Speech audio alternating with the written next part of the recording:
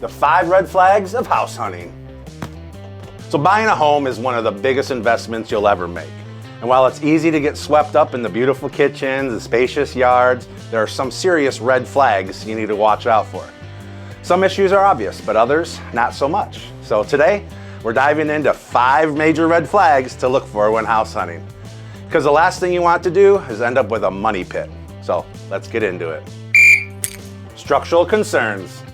So let's start with the bones of the house, because if those aren't solid, then nothing else really matters. One of the biggest red flags are foundation issues. Looking for large cracks, especially in the walls. They might staircase down between the bricks or the drywall. And maybe the wall is bowing in. These can mean the home is shifting, which could lead to major structural repairs down the road. Next, pay attention to the floor. Do they feel sloped or uneven? Or would you drop a marble? Would it roll? That's another sign something's probably wrong with the foundation. Sure, older homes settle over time, but significant sloping can mean bigger issues with the foundation or framing of the house. And trust me, you don't want to take on this gamble without a professional opinion. In this case, you may ask for a structural engineer to come out look at the house, or a specialist if they are available. Water damage and mold. So, water damage is sneaky. Even if the house looks dry now, past water issues can leave behind clues, so make sure you're checking for stains in the ceilings, the walls, or in the basement corners. Especially if they look like they've been painted over. You'll also want to check the attic for any evidence of water stains on the inside of the roof or the insulation. You smell anything? If you smell a musty odor, that usually means moisture. And where there's moisture, there could be mold. Mold isn't just bad for your home, it's bad for your health. Long-term exposure can cause respiratory issues, so if you spot black, fuzzy stuff, patches, take it seriously. Fixing water damage isn't just about drying things out. It often means remediation, replacing drywall, insulation, or even parts of the foundation. Deferred maintenance.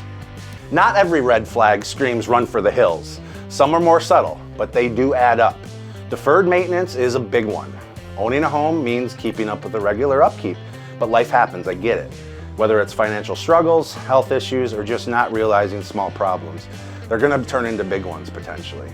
If a home has peeling caulk around the windows, plants growing in the gutters, rusty fixtures, or outdated electrical outlets, it might mean the owner hasn't kept up with the regular care. Broken glass seals are another huge giveaway. So see how the window looks. If it looks foggy between the panes, that is a failing seal, which means less insulation and potentially costly repairs.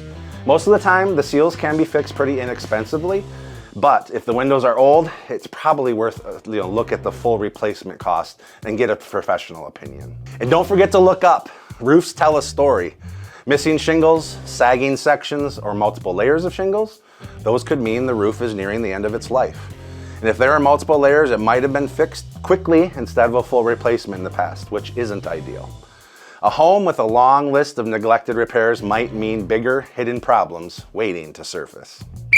Unpermitted additions and conversions. So have you ever walked into a house and think, this room feels weird? Maybe the garage has been turned into a bedroom, or the basement now feels like it shouldn't have a kitchen in it. It just feels off. So there's a chance that it was a do-it-yourself job without permits. Unpermitted work can be a huge headache. It might not be built to code, which means safety concerns, trouble with insurance, or other major issues when it comes time to sell again. So if a space looks suspicious, ask the seller for permits. No permits?